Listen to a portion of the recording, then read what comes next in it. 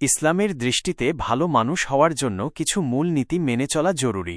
এখানে কয়েকটি গুরুত্বপূর্ণ বিষয় উল্লেখ করা যাক। ঈমান ও আমল। ইসলামে ঈমান এবং আমল অর্থাৎ কাজ দুইয়ের সমন্বয়ই ভালো মানুষ হওয়ার পূর্বশর্ত। কুরআন ও সুন্নাহ অনুসরণ। কুরআন ও হাদিসের শিক্ষাগুলো জীবনে বাস্তবায়ন করা। নামাজ। নামাজ ইসলামের স্তম্ভগুলির মধ্যে অন্যতম।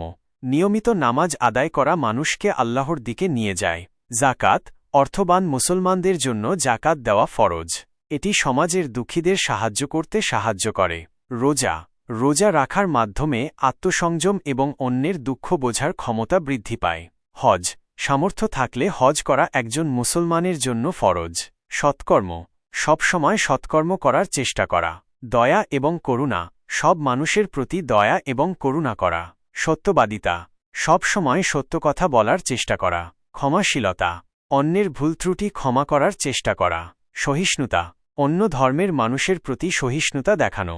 এছাড়াও একজন ভালো মুসলমানের আরও কিছু গুণাবলী হল: আত্মসংযম। নিজের আবেগ নিয়ন্ত্রণ করা। শ্রদ্ধা। বড়দের প্রতি শ্রদ্ধাশীল হওয়া। বিবেকবুদ্ধি। সঠিক এবং ভুলের মধ্যে পার্থক্য করা। শিক্ষা। নিজেকে শিক্ষিত করা এবং অন্যকে শিক্ষা দেওয়া। সমাজসেবা।